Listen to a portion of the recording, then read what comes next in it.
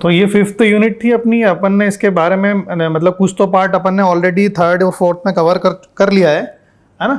अभी अपन इसके बारे में थोड़ा सा स्टडी करते हैं।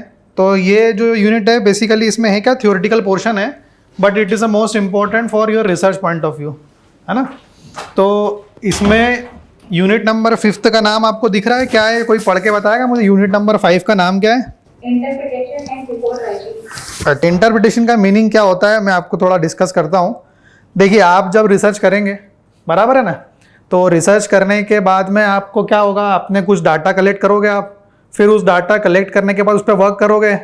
अब आपका वर्क तो या तो फील्ड से रिलेटेड होगा, या लैब से रिलेटेड होगा, एक्सपेरिमेंटल वर्क होगा, है ना, या फिर क्या होगा, फील्ड ऑन साइट वर्क होगा आपका।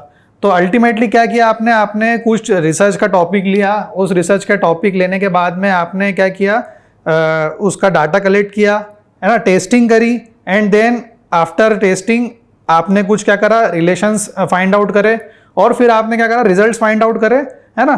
तो उसके बाद में क्या होता है जनरली हम लोग क्या, यदि आप इसमें देखोगे ध्यान से तो यहाँ पर लिखा हुआ मैंने, after collecting and analysing the data, मतलब जब डाटा आपने एनालाइज कर लिया, कलेक्ट कर लिया, तो रिसर्चर अब क्या करता है, नेक्स्ट जो उसकी स्टेप होती है वो ये होती है कि उसको क्या करना है, एक इंटरफेरेंस ड्रॉ करना है। इट मीन्स फॉर एग्जाम्पल क्या हो गया कि जैसे y is equal to mx plus c है, क्लियर है ना।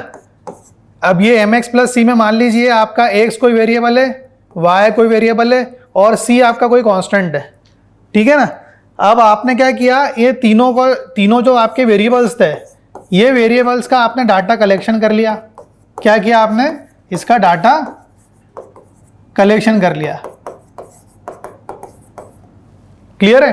अब इस डाटा कलेक्शन करने के बाद में ये जो तीनों वेरिएबल्स है, इन तीनों वेरिएबल्स का इंटरप्रिटेशन करना बहुत जरूरी है। इट मीन्स कि x को बढ़ाने पे क्या हो रहा है, x को बढ़ाने पे क्या होगा, c को बढ़ाने से क्या होगा, ठीक है ना। तो something like that you have to draw some conclusion in form of graph और वी कैन से फिगर, है ना। तो उन चीजों को हम लोग क्या करते हैं, इंटरप्रेट करने के लिए रिसर्च में इंटरप्रिटेशन एक पार्ट होता है जो बहुत इंपॉर्टेंट होता है, और उसी के बारे में हम लोग यहाँ पे स्टडी कर रहे हैं, क्लियर है। अब जब डाटा की बात आ गई तो आपने देखा होगा डाटा में मैंने आपको बताया था कि डाटा में हम लोग हाइपोथेसिस टेस्टिंग करते हैं, या तो वो जो डाटा है वो करेक्ट होगा, या वो डाटा क्या होगा, इनकरेक्ट होगा, क्लियर है ना। जैसे कि आगे इसमें लिखा हुआ है, this has to be done very carefully, otherwise misleading conclusion may be drawn and the whole purpose of doing research may be, है ना कहीं क्या होगा, जो भी आपका रिसर्च है, यदि आपने प्रॉपर तरीके से उसका कंक्लूजन नहीं ड्रॉ किया, या फिर ऐसा मैं बोलूं प्रॉपर तरीके से केयरफुली आपने उसकी स्टडी नहीं करी, तो कहीं ना कहीं क्या होगा, आपका जो भी पर्पस था रिसर्च का वो क्या हो जाएगा, कहीं ना कहीं सॉर्ट आउट नहीं हो पाएगा, और आपका रिसर्च का कंक्लूजन भी नहीं निकल पाएगा। So ultimately what we have to do, हम लोग क्या करते हैं उसका, it is the only through interpretation the researcher can expose relation. वही मैंने बात बताई आपको कि ये जो c, x और y जो आपने डाटा कलेक्ट तो कर लिया है ना, लेकिन आपने जो आपका ऑब्जेक्टिव फंक्शन चूज किया था, उस ऑब्जेक्टिव फंक्शन में ये m, x और c इनका इंटरप्रिटेशन करना बहुत इंपॉर्टेंट है ना।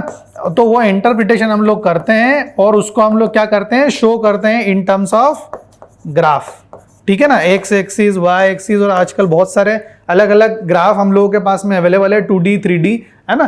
तो कहीं ना कहीं हम लोग क्या करते हैं, उसका इंटरप्रिटेशन करके हम क्या करते हैं, उसके रिलेशन को क्या करते हैं, ये लिखा है ना, interpretation and the researcher can expose relation and process, जो भी उसके रिलेशंस है, जैसे y is equal to mx plus c है, अब y को निकालने के लिए m और x और c तो निकालना पड़ेगा, तभी आपका रिजल्ट आएगा। जब आपका रिजल्ट आएगा, तो जब आपको रिजल्ट क्लियर हो गया कि जब हम लोग ये प्रोसेस फॉलो करेंगे कि हमारे पास में m की वैल्यू होगी, x की वैल्यू होगी और c की वैल्यू होगी, तब जाके हम लोग कहीं ना कहीं हमारे पूरे y की जो फाइंडिंग है वो हम लोग फाइंड आउट कर पाएंगे, ठीक है। तो अल्टीमेटली इन शॉर्ट टर्म्स में आपको ये बोलूं कि जब भी आप अभी डिसर्टेशन 1 में आपकी रिसर्च करोगे, तो सबसे पहले आपका टॉपिक फाइनलाइज होगा। उसके बाद में आप क्या करोगे, जैसे आपका टॉपिक फाइनल हुआ, आपने वर्क करना स्टार्ट किया, तो सबसे पहले आप क्या करोगे, टॉपिक फाइनल होने के बाद में उसका लिटरेचर रिव्यू करोगे। देन उसके बाद में आप क्या करोगे, लिटरेचर रिव्यू करने के बाद आपको ये क्लियर हो जाएगा कि अच्छा इसमें क्या क्या वर्क हो गया है, अब मुझको क्या करना है, बराबर है। तो अब अल्टीमेटली जो थर्ड स्टेप होगी वो आपकी होगी डाटा कलेक्शन। डाटा कलेक्शन मतलब आपको जो भी वर्क करना है उसका पहले डाटा तो कलेक्ट करना पड़ेगा। फिर जब आप डाटा कलेक्ट कर लोगे उसी के साइमल्टेनियसली आपको ये भी करना पड़ेगा कि आपका ऑब्जेक्टिव फंक्शन क्या लेना है, और फिर जब आपका ऑब्जेक्टिव फंक्शन क्लियर हो जाएगा, डाटा कलेक्शन हो जाएगा, तब आपको वेरिएबल का इंटरप्रिटेशन करना पड़ेगा, जो कि रिसर्चर के लिए बहुत इंपॉर्टेंट फेस होता है। क्लियर? तो अब आगे जो मैं आपको बताऊंगा इसमें हम लोग इंटरप्रिटेशन का मीनिंग के बारे में बात करते हैं पहले, है ना, कि मीनिंग क्या हुआ इंटरप्रिटेशन का। तो interpretation refers to the task of drawing, लिखा है यहां पे, क्या लिखा है? Interpretation refers to the task of drawing inference from the collected facts after an analytical और एक्सपेरिमेंटल स्टडी। मतलब कहने का यही मीनिंग हो गया कि जब आपने क्या किया, आपने सारा रिलेशंस फाइंड आउट कर लिया, डाटा कलेक्शन कर लिया, है ना, और फिर आपने ये देखा कि जो भी इंटरप्रिटेशन हो रहा है वेरिएबल्स के बीच में, उसको कहीं ना कहीं आप, जो कि कैसे फाइंड आउट हुआ interpretation, with the help of some study, जो कि एक्सपेरिमेंटल भी हो सकती है और एनालिटिकल भी हो सकती है। जैसे सीपीएम वाले स्टूडेंट्स हैं क्लास में और अपने स्ट्रक्चर में भी, तो आप देखते हैं स्ट्रक्चर वाले जनरली क्या करेंगे कि उनको यदि अर्थक्वेक एनालिसिस करना है तो सबसे पहले तो उनको ये फाइंड आउट करना पड़ेगा कि अर्थक्वेक एनालिसिस करने के लिए क्या क्या चीज़ों की डाटा कलेक्शन मेरे को रिक्वायर है। फिर वो डाटा कलेक्शन करने के बाद अब आपको ये समझ में आ जाएगा कि अच्छा ये डाटा कलेक्शन तो हो गया है मेरे पास में, लेकिन अब आपको एक ऑब्जेक्टिव फंक्शन बनाना पड़ेगा, ठीक है ना। अब वो ऑब्जेक्टिव फंक्शन आप जब तक बनाओगे नहीं, जब तक आपको ये पता नहीं लगेगा कि आपके वेरिएबल्स क्या है ना, आपका डिसीजन वेरिएबल्स क्या है, इसको ऐसा बोले, मैं अपन क्या बोले कि आपके डिसीजन वेरिएबल्स क्या है, ठीक है, आपके कंस्ट्रेंट्स क्या है। क्लियर है? और ये सब चीजें फाइंड आउट होने के बाद में ही आप इंटरप्रिटेशन कर पाएंगे, नहीं तो आप इंटरप्रिटेशन नहीं कर पाएंगे। लेकिन उसके पहले भी आपको ये ऑब्जेक्टिव फंक्शन बनाना पड़ेगा, ठीक है ना। अब आपका जो ऑब्जेक्टिव फंक्शन है, मान लो y इज इक्वल टू, जैसे मैंने बता रहा हूँ आपको mx प्लस सी है, और आपको मान लो y को क्या करना है, या तो मैक्सिमाइज करना है या क्या करना है, उसको मिनिमाइज करना है। इन दोनों क्राइटेरिया के ऊपर भी ये ऑब्जेक्टिव फंक्शन आपका डिपेंड करता है। क्लियर है? और ये सब चीजें होने के बाद में जब आप इसका इंटरप्रिटेशन करोगे, है ना, तब वहां पर जो कि आपका इंटरप्रिटेशन कैसा हो सकता है, दो तरीके से हो सकता है, या तो एक्सपेरिमेंटल वर्क हो सकता है आपका, या फिर नेक्स्ट जो मैंने आपको बताया एनालिटिकल। एनालिटिकल का मीनिंग क्या हो गया? एक्सपेरिमेंटल मतलब क्या? Physical work you have to do, है ना, मतलब आपने क्या किया, क्यूब को कास्ट किया, उसकी मोल्ड, जो भी मोल्ड का साइज लिया, फिर उसके बाद में कंप्रेसिंग टेस्टिंग मशीन में रखा, फिर जो भी एक्सपेरिमेंट्स परफॉर्म किए वो आपने फिजिकली परफॉर्म किए। लेकिन एनालिटिकल क्या हो गया? Analytical it is a basically analysing portion you have to done with the help of software और एनी अदर टूल, जिसकी हेल्प से आप लोग एनालिसिस उसका कर पाएंगे। लेकिन अल्टीमेटली ये दोनों करने के बाद में ही आपको इंटरप्रिटेशन करना पड़ेगा, जो कि आप रिजल्ट जब फाइंड आउट हो जाएंगे तो आपको ये पता लग जाएगा कि अच्छा ये इंटरफेस में ये ग्राफ बना, ये ग्राफ जो है ये शो कर रहा है, ये वेरिएबल ये शो कर रहा है, इसको बढ़ाने पे ये हो रहा है, इसको कम करने पे ये हो रहा है। सो ये सब चीज़ें जो होती है ये सब इंटरप्रिटेशन होती है। नेक्स्ट, जब हम इंटरप्रिटेशन का टास्क करते हैं तो दो मेजर एस्पेक्ट होते हैं हमारे। पहला कि जो रिसर्च हम लोग कर रहे हैं, है ना, जो भी स्टडी का रिसर्च कर रहे हैं उसका रिजल्ट हम लोगों को फाइंड आउट करना पड़ता है किसी दूसरे पैरामीटर के साथ में। यहाँ लिखा है ना, क्या लिखा है? The effort to establish continuity in research through linking the result of a given study with those of another, है ना। जैसे मैंने आपको बोला कि इंदौर में यदि आपका अर्थक्वेक आया है तो इंदौर का अर्थक्वेक का कंपैरिजन आपको एमपी में कहाँ पे अर्थक्वेक होते हैं उसके कंपैरिजन में आपको उसका स्टडी करना पड़ेगा। कहने का मीनिंग ये हो गया, आपको आपकी स्टडी को वैलिडेट करना पड़ेगा और you have to validate with the help of some interpretation. जब तक आप इंटरप्रिटेशन नहीं करोगे किसी चीज का, जब तक आप उसका एक तरीके से कंपैरिजन नहीं कर पाओगे अदर के साथ, अनदर चीजों के साथ में या अदर चीजों के साथ में। फिर नेक्स्ट जो हमारा इसी इंटरप्रिटेशन के अंदर एक चीज आती है जिसको हम बोलते हैं the establishment of some explanatory concept. मतलब जो भी आपने आपकी रिसर्च की, रिसर्च करने के बाद आपको ये समझ में आ गया कि हमारा जो एक रिजल्ट आया था उसको हमने किसी दूसरे रिजल्ट के साथ में कंपेयर कर दिया। अब आपका क्या कंसेप्ट है? आपका दूसरा कंसेप्ट आपको ये देखना पड़ेगा कि जब आपने उसको कंपेयर कर दिया तो जो भी वेरिएबल्स हैं, मान लीजिए इंदौर रीजन के दूसरे सिटी के कंपैरिजन में हम लोगों के इंदौर रीजन में क्या क्या ऐसे वेरिएबल्स थे जो कि कम होने पर या ज़्यादा होने पर किसी दूसरी सिटी के वेरिएबल्स पे फर्क कर रहे थे या उसके कंपैरिजन में कुछ प्रॉब्लम कर रहे थे, या ऐसा बोल सकते हैं हम लोग कि ये लिखा है ना, in one sense interpretation is concern with the relation with the collected data. जो भी आपने डाटा कलेक्शन किया इंदौर रीजन का, उस इंदौर रीजन के डाटा कलेक्शन से आपका अदर जो भी सिटी है वो किस तरीके से उसमें बिहेव कर रहा है वो भी आपको इस इंटरप्रिटेशन के अंदर देखना पड़ता है। तो कुछ क्लियर हुआ थोड़ा बहुत आपको कि इंटरप्रिटेशन में हम लोग करते क्या है? यदि होलसेल यदि मेरे से मैं आपसे पूछूं कि इंटरप्रिटेशन होता क्या है और कब करते हैं, तो कोई मेरे को बताएगा क्या कैसे करते हैं इंटरप्रिटेशन? सबसे पहले ऐसी बात करते हैं अपन, आपने प्लॉट खरीद लिया, खरीदा, प्लॉट खरीदने के बाद में कितने बाय कितने का एरिया लेना चाह रहे हो आप, उस आपको ये पता लग गया, मान लो 20 बाय 40 का आपने प्लॉट लिया, तो नेक्स्ट स्टेप आप क्या करोगे? उसकी रजिस्ट्री करवाओगे और काम चालू करवाओगे, बराबर है ना? फिर आप क्या करोगे? प्लानिंग करोगे। प्लानिंग करने के बाद आप क्या करोगे? प्लानिंग करने के साथ साथ ही आप क्या करोगे? उसमें एस्टिमेट भी करोगे, बराबर है ना? तो अब एस्टिमेशन जब आप करोगे तो आप ये देखोगे ना कि मतलब आपके पास में मटेरियल क्या क्या है, सीमेंट क्या है, सेंड क्या है, एग्रीगेट क्या है ना, वाटर क्या है, ये चार आपके क्या हो गए? वेरिएबल हो गए। क्या हो गए? वेरिएबल हो गए। अब ये चार वेरिएबल्स को आपको क्या करना है? परचेज करना है और उसको क्या करना है? लगाना है, ठीक है ना? तो सीमेंट एंड एग्रीगेट वाटर तो आपको लगाना भी है, उसको परचेज भी करना पड़ेगा। वाटर तो आपको मिल जाएगा, लेकिन सीमेंट एंड एग्रीगेट आपको क्या करना पड़ेगा? परचेज करना पड़ेगा। तो अपने पास में 3 वेरिएबल्स है, सीमेंट सैंड एंड एग्रीगेट। तो सीमेंट एंड एग्रीगेट आपको क्या करना पड़ेगा? मटेरियल को परचेज करना पड़ेगा, है ना? तो ultimately what we have to do, you have to collect it. आपने उसको क्या करा? कलेक्ट किया। कलेक्ट करने के बाद आपने क्या किया? उसको एनालाइज करा। एनालाइज इट मीन्स क्या कि अब भैया इन जब चारों चीज़ें हम लोग के पास में आ जाएगी तब हम कंक्रीट बनाएंगे। अब कंक्रीट बनाएंगे तो सही है, लेकिन कैसे बनाएंगे, किस शेप में बनाएंगे? तो उसके लिए आपके पास में क्या होना चाहिए? ड्राइंग होना चाहिए, बराबर है ना? तो वो जो ड्राइंग वाली जो चीज़ है, और वो जो ड्राइंग के अंदर बीम की कुछ अलग ड्राइंग है, कॉलम की कुछ अलग ड्राइंग है ना? तो अल्टीमेटली क्या है? There is a some interpretation जो कि हम लोग क्या है इन टर्म्स ऑफ ड्राइंग में भी शो करते हैं। कि आप देखते हो यहाँ पे लिखा रहता है बार बेंडिंग शेड्यूल, है ना? या फिर ऐसा लिखा रहता है कि एल अपने यहाँ पे दिया हुआ है ना? बार्स को इस तरीके से बांधना है ना? केजिंग इस तरीके से करना है, बीम के जो सरिये है उसकी स्पेसिंग इतनी आएगी, स्लैब की जो है उसकी स्पेसिंग इतनी आएगी। So all these are things are interpretation of your work. So interpretation of work क्या हो गया? सिंपल यदि मैं टर्म्स में बोलूँ तो आपको यदि इसको एकदम कीवर्ड्स यदि आपको समझना है कि जब आपका डाटा कलेक्शन आप कर लोगे, क्या कर लोगे आप? डाटा कलेक्शन आपने कर लिया, ठीक है? फिर उसको क्या किया आपने? एनालाइज किया। क्या किया? एनालाइज किया। अब एनालाइज कैसे करते हैं? इसमें अपन ने हाइपोथेसिस टेस्टिंग लगाई। क्या लगाई? हाइपोथेसिस। आपका जो हाइपोथेसिस टेस्टिंग लगाई आपने, है ना? हाइपोथेसिस आपने क्या किया? टेस्ट किया, ठीक? अब आपका हाइपोथेसिस जैसा कि मैंने बोला कि हाइपोथेसिस या तो क्या होगा? या तो एक्सेप्ट हो जाएगा या क्या हो जाएगा? हाइपोथेसिस रिजेक्ट हो जाएगा, बराबर है ना? यदि एक्सेप्ट हो गया इसका मतलब आपने जो डाटा लिया था वो करेक्ट था। जब आपने डाटा एक्सेप्ट आपका क्लियर हो गया कि मेरा जो डाटा मैंने लिया था वो मेरा डाटा जो है वो अब जो है वो उसमें कोई भी प्रॉब्लम नहीं है, सारे चीज़ें आपने सॉर्ट आउट कर दी। तो जब आपका डाटा कलेक्शन हो गया, पहली स्टेप आपने उसका एनालाइज कर लिया, तो तीसरी स्टेप आपकी जो आएगी वो क्या आएगी बेटा? इंटरप्रिटेशन ही आएगी। क्या आएगी?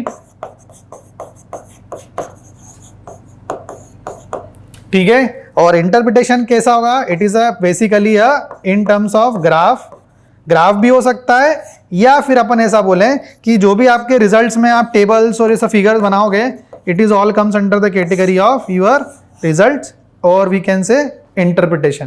क्लियर हो गया? आप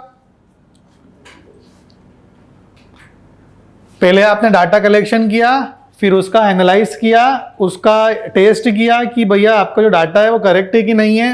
करेक्ट है तो ठीक है, रिजेक्ट हो गया तो फिर वापस से डाटा कलेक्शन करना पड़ेगा, और डाटा कलेक्शन फिर से करना पड़ेगा, तो फिर आप तीसरी स्टेप पे पहुंच ही नहीं पाओगे, बराबर है ना? तो फर्स्ट स्टेप करना है, फिर आपको सेकंड स्टेप करना है। जब ये दोनों हो जाएगी तब अपन क्या करेंगे?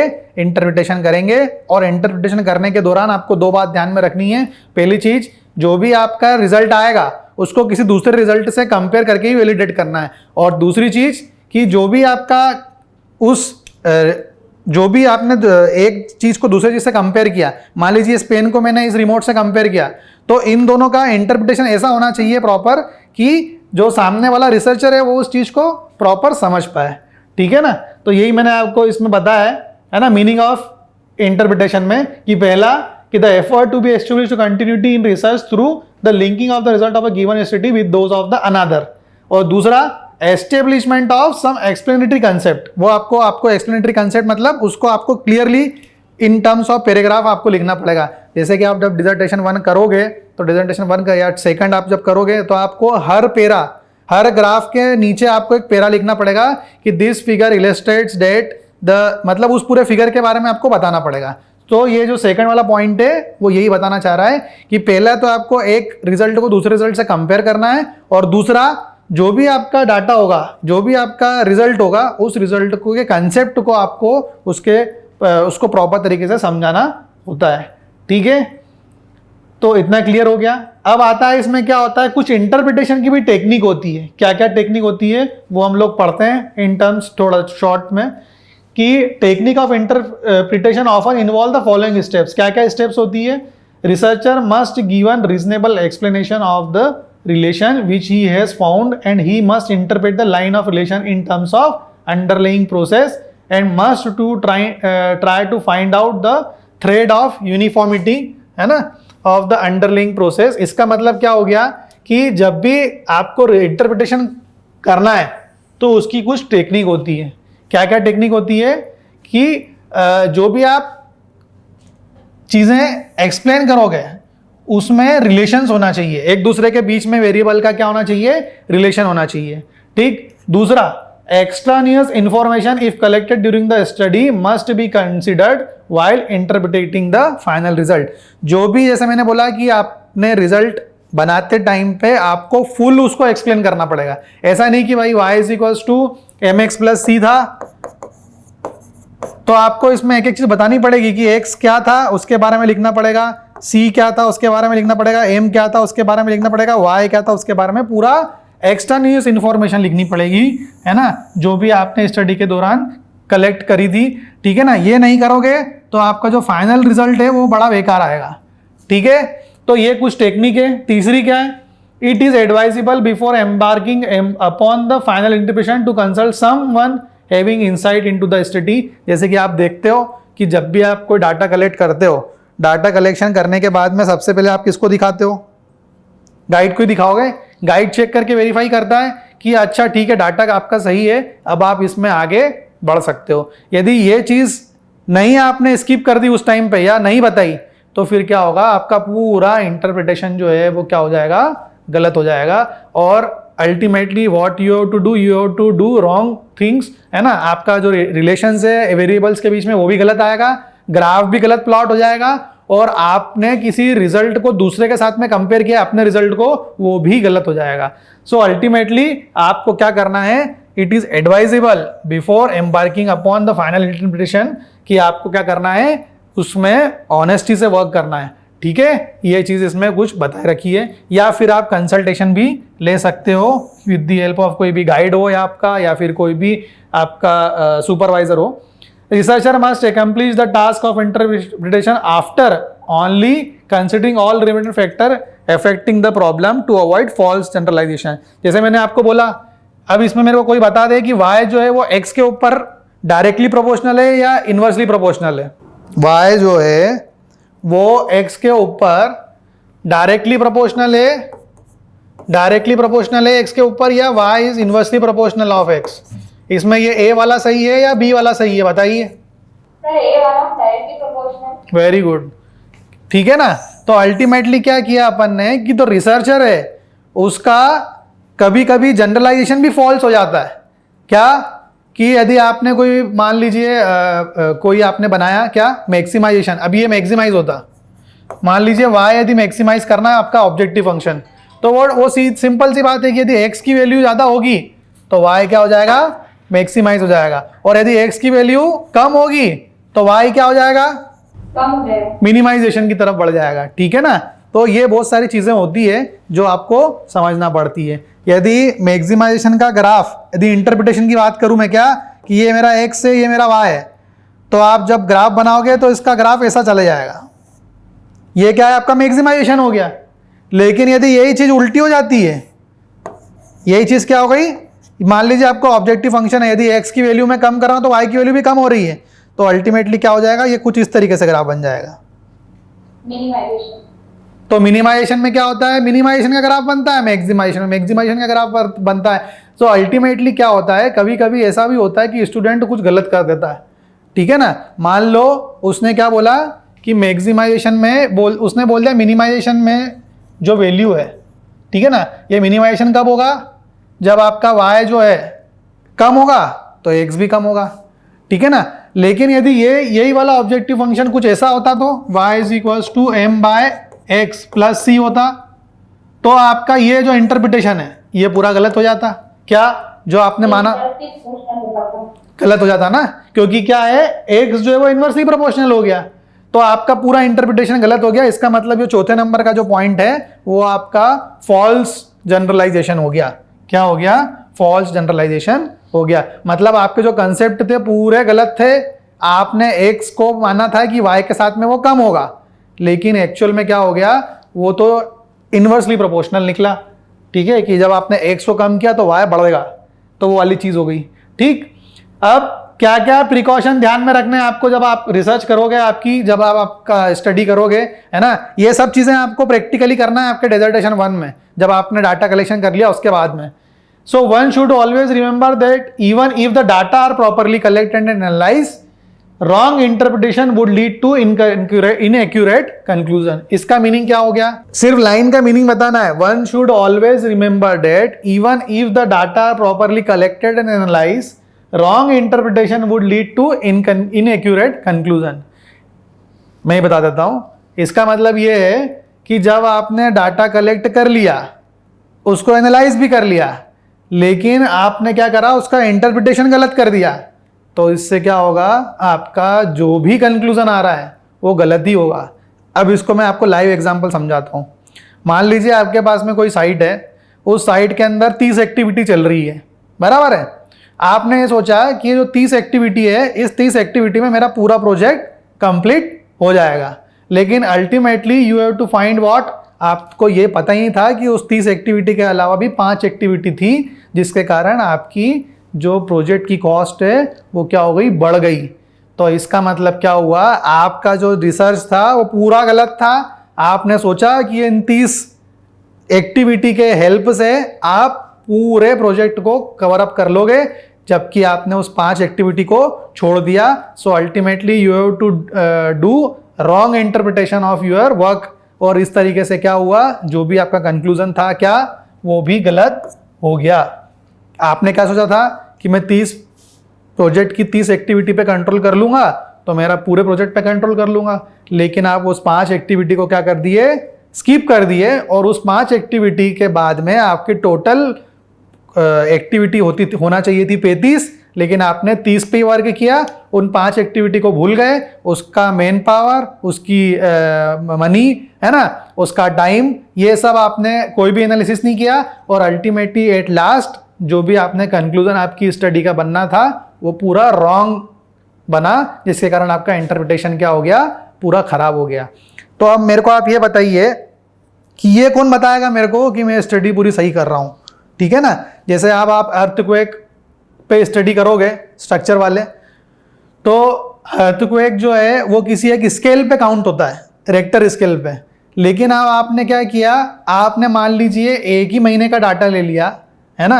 अब 1 महीने के डाटा में आप क्या कर पाओगे, कुछ भी नहीं कर पाओगे। सो अल्टीमेटली यदि आपको एनालिसिस करना है तो आपको ईयर वाइज एनालिसिस करना पड़ेगा अर्थक्वेक का, कि 2010 में कितना रेक्टर स्केल पे भूकंप आया था इंदौर में, 2015 में कितना आया था, 2020 में कितना आया था, इन सब का कंपैरिजन करना पड़ेगा। और कंपैरिजन करने के बाद भी आपको ये देखना पड़ेगा कि क्या इन कंपैरिजन करने के बाद भी कुछ वैसे पैरामीटर्स हैं जो छूट रहे हैं। यदि वो छूट गए तो फिर आप कहीं ना कहीं आपका कंक्लूजन जो है बहुत सिंपल भी हो जाएगा और गलत भी हो सकता है, ठीक है। तो ये एक तरीके से इसमें प्रिकॉशन देने की बहुत ज़रूरत है।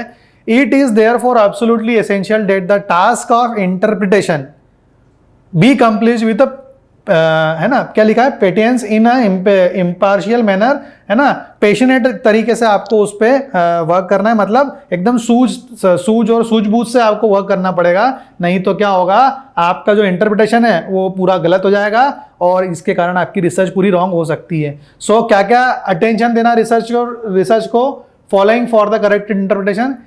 पहला कि जो डाटा है वो क्या होना चाहिए, आपका करेक्ट होना चाहिए, मतलब जैसा मैंने बोला आपको कि जो डाटा है वही गलत है, आपने घर पे बैठ के बना लिया या फिर जहाँ पे आप एमटेक कर रहे हो वहाँ बैठ के आपने एक सिस्टम पे बना लिया डाटा मन से, जो कि गलत चीज़ है, गलत हैबिट है और गलत प्रैक्टिस है। आपको जब भी डाटा कलेक्ट करना पड़ेगा तो सबसे पहले आप ध्यान रखिए, ये आपका फर्स्ट स्टेप है एमटेक थीसिस का, फर्स्ट डिसर्टेशन 1 का।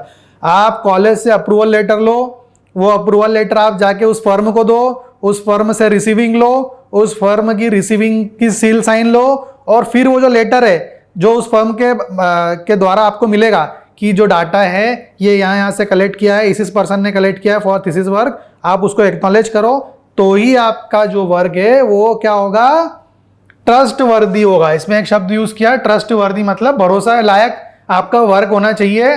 जो डाटा है वो आप सामने वाले को जब तक पूरे तरीके से ट्रस्ट नहीं जीतोगे, जब तक आपका पूरा थीसिस जो है वो गलत ही रहेगी। तो आपको ये ध्यान रखना है, जब भी आपको डाटा कलेक्ट करना है, आपको डाटा कलेक्शन के टाइम पे कोई बाहर से ऐसा भी हो सकता है कि आपकी पूरी थीसिस कंपाइल हो गई, आपने पूरा रिसर्च कर लिया, एनालाइज कर लिया, इंटरप्रिटेशन कर लिया, कंक्लूजन कर लिया, रिपोर्ट राइटिंग हो गई, और आखिरी में जाके एक्सटर्नल आया, उसने बोला ये क्यों भाई साहब आपने डाटा कहाँ से कलेक्ट किया, इसका कुछ अप्रूव है या अप्रूवल है बताइए, और आपके पास नहीं होगा तो फिर ये बहुत बड़ी समस्या है आपके लिए। ये मान लीजिए आप कि आप एक तरीके से फंस भी जाओगे उस टाइम पे और आपकी पूरा जो भी एमटेक थीसिस है वो रॉन्ग इंटरप्रेट करके चला जाएगा। ठीक है, तो ये आप प्रिकॉशन ध्यान रखिए। क्या ध्यान रखना है कि जो भी आपका डाटा है वो एप्रोप्रिएट होना चाहिए, वो ट्रस्ट वर्दी होना चाहिए। दूसरा, आपके डाटा को वो खुद ही समझ जाएगा, उसमें एक रिलेशन डेवलप होगा कि भैया मान लीजिए 2000 में, है ना, 2000 में आपका अर्थक्वेक था, मान लीजिए 1.7 था, अब मान लीजिए 2010 में एकदम से 60 तो होगा नहीं, 60 तो हो ही नहीं सकता, फिगर में ही नहीं आएगा रेक्टर स्केल के, तो उसका मतलब क्या हो गया, आपका जो डाटा है उसमें प्रॉपर होमोजेनिटी नहीं रिफ्लेक्ट हो रही है, जिसके कारण आप इन गलतियां हो सकती है। तो इस चीज का भी आप प्रिकॉशन रखें। तीसरी चीज, जब आपने ये देख लिया कि आपका जो डाटा है वो सही है, दूसरा उसमें एक होमोजेनिटी है, तो तीसरी स्टेप आप ध्यान रखिए कि उसमें स्टैटिस्टिकल मेथड का या स्टैटिस्टिकल एनालिसिस आपको करना पड़ेगा। बराबर है।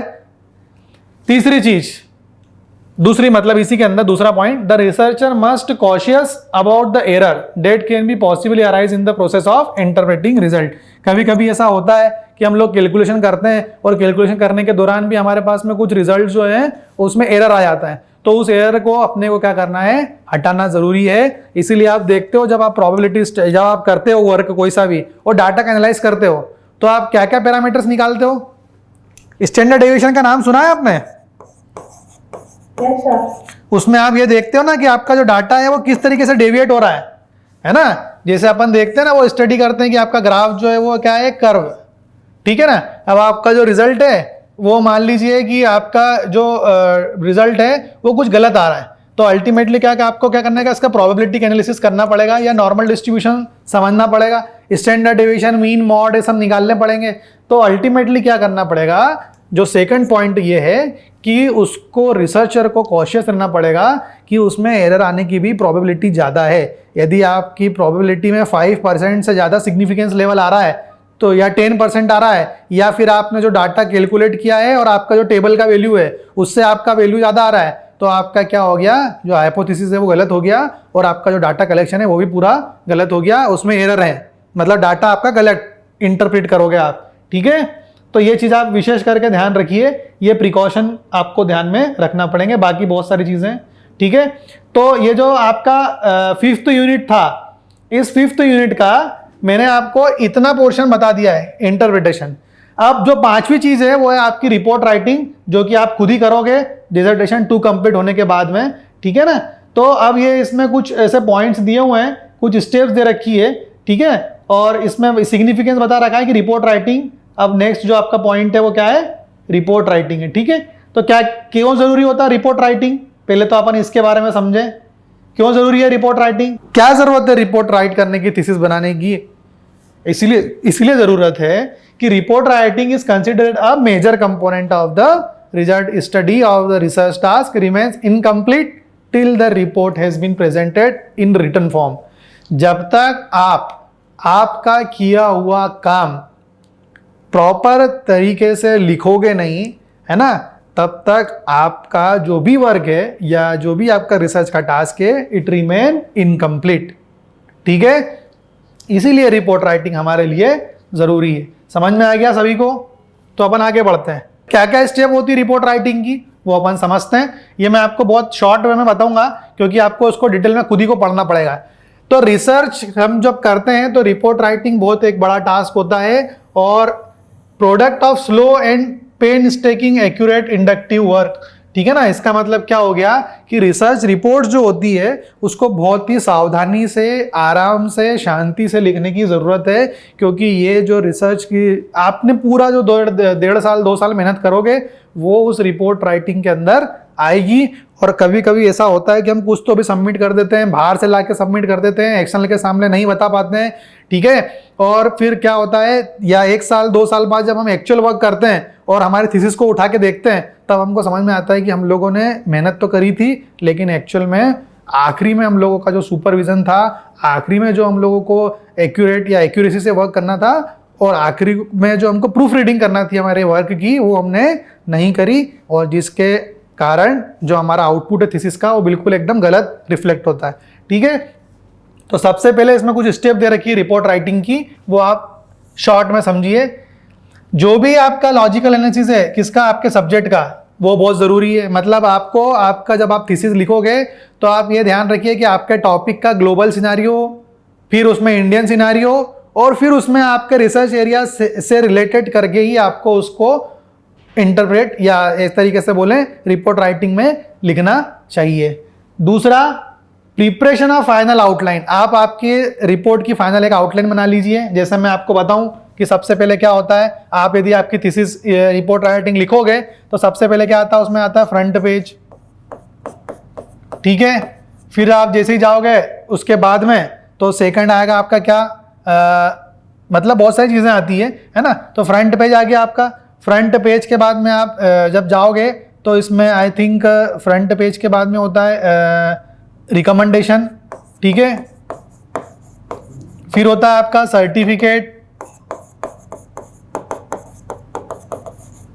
ठीक है, फिर आपका आता है सबसे मेजर पार्ट जो कि आता है आपका क्या, कंटेंट। फिर आता है आपका एब्स्ट्रैक्ट। ठीक, फिर आता है आपका इंट्रोडक्शन। फिर आता है आपका क्या, इंट्रोडक्शन के बाद ही आप इसके ऑब्जेक्टिव डिसाइड कर लीजिए।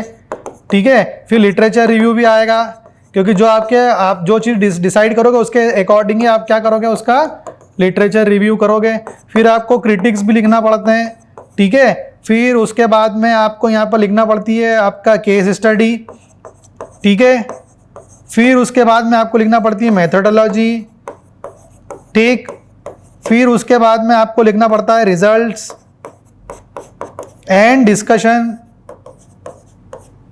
ठीक है ना, फिर आपको लिखना पड़ता है कंक्लूजन। फिर उसके बाद में लिखना पड़ता है आपको फ्यूचर स्कोप, और लास्ट में आपका एनेक्चर आता है। ठीक है ना, इसके पहले रेफरेंस भी आता है। ठीक है, तो इतनी चीज़ें होती है, 1 2 3 4 5 6 7 8 9 10 11 है ना, 12, फिर इधर 13 14। ठीक है, ये इधर जो देख रहे हो आप ये 15 है, और ये फिर 16। इतनी चीज़ें जब तक आप आपकी रिपोर्ट राइटिंग में नहीं लिखोगे तो अल्टीमेटली जो है वो आपकी चीज़ क्या हो जाएगी, गलत हो जाएगी। ठीक है, और ये जो मैं आपको बताया ये क्या है, ये सब क्या है, क्या लिखा है मैंने, ये आउटलाइन है। मैं किसकी बात कर रहा हूं अभी, सेकंड वाले पॉइंट की। ठीक है, तो पहली चीज आपका सब्जेक्ट जो है वो जरूरी है, लॉजिकल एनालिसिस करना जरूरी है, उसकी सारी इंफॉर्मेशन आपके पास में होना चाहिए, जिसको हम लोग इसमें बीच में एक थियोरेटिकल बैकग्राउंड भी आता है, ठीक है ना, वो थियोरेटिकल बैकग्राउंड भी आपको पढ़ना पड़ता है। वो आपको कब डालना है? आपकी मेथोडोलॉजी के पहले। मेथोडोलॉजी के पहले आपको डालना पड़ेगा कि थियोरेटिकल बैकग्राउंड क्या क्या होता है, कि हमारे जो थीसिस है उसमें थियोरेटिकली हम लोगों ने क्या क्या यूज किया है थ्योरी में, वो भी आप कहीं ना कहीं यहाँ पे ये मेथोडोलॉजी के पहले यहाँ पे आप थियोरेटिकल बैकग्राउंड नाम से चीजों को यूज कर सकते हो, ठीक है।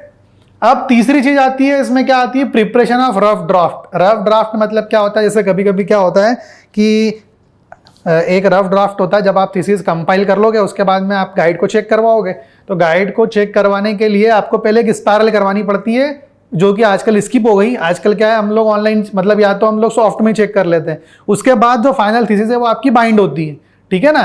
तो एक रफ ड्राफ्ट होता है जो थीसिस का, जिसमें आप एज इट इज होता है जो कि फाइनल वर्क का, लेकिन उसको करना, चेक करवाना बहुत जरूरी है अपने गाइड को, ठीक है ना। उसके बाद लास्ट में आप उसकी पॉलिशिंग कर दो, रीराइटिंग कर दो, जो भी आपकी चीजें है ना, ये सब कंप्लीट करके आप आपकी रिपोर्ट राइटिंग लास्ट में फिनिश कर सकते हो। बाकी जो मैंने 4 पॉइंट बताया आपको, उसी का डिटेल वर्जन है यहाँ पे लिखा हुआ, ठीक है। तो इतना मैं आपको बताऊंगा तो बहुत, अपने पास समय की बहुत कमी है, ठीक है। तो जैसा कि मैंने आपको बताया, इसमें ये बस वही चीज लिखी है कि किस तरीके से आपको लिखना है ना। ये एग्जाम्पल दिया हुआ, उसने क्या, किस चीज का एग्जाम्पल दिया है? ये रेफरेंस लिखने का, बुक को किस तरीके से कोट करना है, ये सब लिखने का एग्जाम्पल दिया, जो मैं आपको ऑलरेडी पहले पढ़ा चुका हूँ, ठीक है ना। तो ये सब चीजें होती है। अब अपनी मेन चीज आती है कि रिसर्च रिपोर्ट का लेआउट कैसा होता है। वही जो मैंने आपको बताया अभी हाल थोड़ी देर पहले, कि उसके प्रीलिमिनरी पेजेस होते हैं। प्रीलिमिनरी पेजेस मतलब वही फ्रंट पेज, सर्टिफिकेट, है ना, preface, illustration, list of table, list of figure, ये सब क्या है? इसके प्रीलिमिनरी पेज है। मेन पेज क्या है? वही एब्स्ट्रैक्ट, इंट्रोडक्शन, है ना, फाइंडिंग मतलब रिजल्ट, फाइंडिंग्स मतलब मेथड्स, और फिर लास्ट में आपकी समरी, जो भी आपकी चीजें, ये सब मेन टेक्स्ट हो गया, ठीक है। तो ये जो चीज मैंने आपको वर्बली बता दी थी, वही चीज इन्हें यहाँ पे बताई है। अच्छा, अब जो दूसरा टॉपिक है वो अपना क्या है, कितने टाइप की रिपोर्ट होती है। तो यहाँ पे कितने टाइप की रिपोर्ट होती है उसके बारे में बता के रखा है। एक तो होती है आपकी टेक्निकल रिपोर्ट, जो कि क्या होती है, एम्फेसिस करती है किसको, जो भी आपने मेथड एम्प्लॉय करी है, क्या क्या एजम्पशंस लिए हैं, क्या क्या प्रेजेंट किया है, फाइंडिंग्स प्रेजेंट की है ना। इसमें ये कुछ इस तरीके से बना होता है, ठीक है। इसको बोलते हैं हम लोग टेक्निकल रिपोर्ट, ठीक। दूसरी रिपोर्ट होती है आपकी पॉपुलर रिपोर्ट। पॉपुलर रिपोर्ट और टेक्निकल रिपोर्ट में बेसिकली फर्क ये होता है कि इस वाली जो चीज है, जैसे आगे आप देख रहे हो, इसमें क्या है, टेक्निकल रिपोर्ट इज बेसिकली जिसमें आपने क्या क्या मेथड एम्प्लॉय करी है, क्या क्या एजम्पशंस लिए हैं, और क्या क्या आपकी फाइंडिंग्स है, ठीक है ना। और इसमें क्या है, is a one which give emphasis on simplicity, attractiveness, ये आपको बताना है, ठीक है ना। इसको हम लोग क्या बोलते हैं, पॉपुलर रिपोर्ट, ठीक। अट्रैक्टिव मतलब जो सामने वाला देखे, है ना, तो खुश हो जाए देख के, है ना, उसमें ग्राफ हो, बहुत सारे फिगर्स हो, है ना, तो वो जो चीज होगी वो क्या होगी, पॉपुलर रिपोर्ट होगी। लेकिन यदि वो नॉर्मल होगी, टेक्निकल होगी, डिटेल होगी, तो फिर आपको टेक्निकल रिपोर्ट में आना पड़ेगा। इसके बाद में एक और, इसके बाद में ये दोनों रिपोर्ट्स के अलावा लास्ट में आप लोग क्या करोगे, जब आपका पूरा थीसिस कंपाइल हो जाएगा, थीसिस आपकी बाइंड हो जाएगी, उसके बाद में आपका लास्ट में एक क्या होगा, ओरल प्रेजेंटेशन होगा। या मैं ऐसा बोलूँ, oral presentation is nothing but it is a your we can say what, कि आपने जो भी आपका रिसर्च वर्क किया है उसको आपको क्या करना है, you have to submit in terms of oral आपको उसका प्रेजेंटेशन देना पड़ेगा। उसी चीज को हम लोग क्या बोलते हैं, ओरल प्रेजेंटेशन बोलते हैं। Ultimately you have to give your presentation at the time of your end of your research, ठीक है। तो ये ओरल प्रेजेंटेशन है ना, जैसे बहुत सारी कॉन्फ्रेंसेस होती है उसमें ओरल प्रेजेंटेशन लिखा होता है। इसका मीनिंग ये होता है कि आपको उसका पूरा जो भी आपकी रिसर्च की फाइंडिंग है, पेपर की फाइंडिंग है, वो आपको उसमें बतानी है, ठीक है। इसमें कुछ मैकेनिक्स दे रखा है कि किस तरीके से रिसर्च रिपोर्ट लिखते हैं हम लोग, है ना। तो आप ये अपने यहाँ का मैकेनिज्म अलग है। जैसे आप देखोगे, जैसे आप बात करोगे नसीम सर से और अपने प्रवीण देवड़ा सर से, तो हमारा आईपीएस का एक हमने मैकेनिज्म बना रखा है कि फ्रंट पेज का कितना फॉन्ट साइज होना चाहिए, है ना, हेडर फुटर कैसे होना चाहिए, ठीक है ना, प्रीफेस कैसे होना चाहिए, प्रिलिमिनरी पेजेस क्या क्या होना चाहिए, मेन टेक्स्ट क्या होना चाहिए हमारे थीसिस का, है ना। तो ये सब चीज़ें आपको फॉर्मेट में जो मिलेगी वही आपका क्या है, मैकेनिज्म है, ठीक है। तो ये जो आपकी 5th यूनिट है जो कि बच गई थी, है ना। कुछ फुट नोट्स होते हैं, वो तो आपको पता ही है कि फुट नोट्स क्या होते हैं, है ना। ये जब आप थोड़ा डिटेल में पढ़ोगे तब आपको खुद ही समझ में आ जाएगा।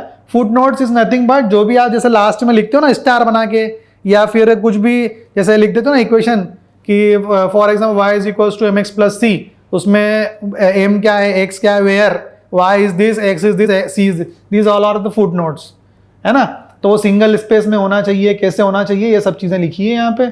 बाकी तो आपका कुछ भी ऐसा है नहीं इसमें खास। ये पूरी जो मतलब जो आपका पूरा जो आपका यूनिट है, इसमें सिर्फ आपको क्या चीज़ें बता रखी है उसने कि इंटरप्रिटेशन कैसे करना है ना। जो भी आपको डाटा है वो मिल जाएगा, उसका डाटा को कलेक्ट करना है, उसको एनालाइज करना है, और इन टर्म्स ऑफ फिगर उसको क्या करना है, इंटरप्रेट करना है, ठीक है। तो ये तो हो गया इंटरप्रिटेशन। और रिपोर्ट राइटिंग मैंने आपको बता दी किस तरीके से करना है। अब आपको इसमें कुछ डाउट हो with related to unit number 5 और with related to unit number 1 to 4, any doubt you can ask any time anywhere, है ना, जैसा आपको लगे बता दीजिए। नहीं तो मेरी तरफ से ये ओवर हो गया 5th यूनिट, और ये सब्जेक्ट भी ओवर हो गया है, ठीक है ना। इसका जो 5th नंबर का असाइनमेंट है मैं आपको दे दूंगा। क्लियर। हमारी आई थिंक यूनिट नंबर शायद 2nd है या 3rd में, उसी में न्यूमेरिकल बनते हैं। बाकी हमारी जो पूरा सब्जेक्ट जो है वो आपका डेजर्टेशन 1 और 2 जो आप अभी आगे पढ़ोगे उसी का एप्लीकेशन है। जो रिसर्च जो आप करने वाले हो आगे, है ना, उसी का मैंने एप्लीकेशन आपको इस सब्जेक्ट में पढ़ाया है, ठीक है। तो ये हमारा रिसर्च मेथोडोलॉजी एंड IPR जो हमारा सब्जेक्ट है ये यहीं पर फिनिश होता है। आपको यदि इससे रिलेटेड कोई भी क्वेरी हो, डाटा से रिलेटेड कोई भी मतलब इसमें कुछ प्रॉब्लम हो, है ना, असाइनमेंट से रिलेटेड कोई दिक्कत परेशानी हो तो आप कॉन्टेक्ट कर सकते हो, कोई दिक्कत नहीं है, ठीक है।